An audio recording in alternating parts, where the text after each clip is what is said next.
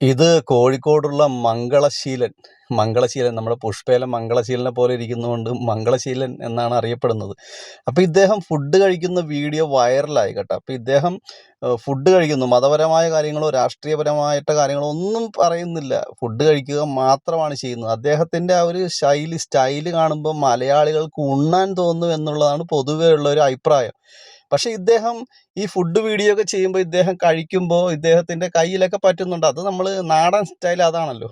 അത് ഫുഡ് കഴിക്കുന്ന കണ്ടിട്ട് ഈ ഇദ്ദേഹത്തിൻ്റെ കമൻറ്റ് ബോക്സിൽ ചെന്നിട്ട് ചില ആളുകൾ തെറി.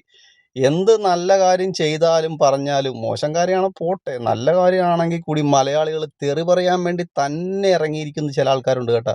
അത് നമ്മൾ കണ്ടു കഴിഞ്ഞാൽ നമുക്ക് പോലും മനസ്സിന് വിഷമം ഉണ്ടാക്കുന്ന രീതിയിലുള്ള തെറി. എൻ്റെ മലയാളികളെ, ഞാൻ ഉൾപ്പെടെ, ഞാനങ്ങനെ തെറി പറയാറില്ല, കോമഡി ആയിട്ടൊക്കെ എഴുതി വിടുള്ളൂ.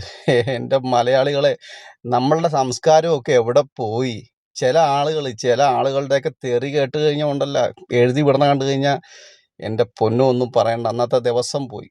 മലയാളികളുടെ വിവരമൊക്കെ എവിടെ പോയി? എന്ത് കണ്ടാലും തെറി.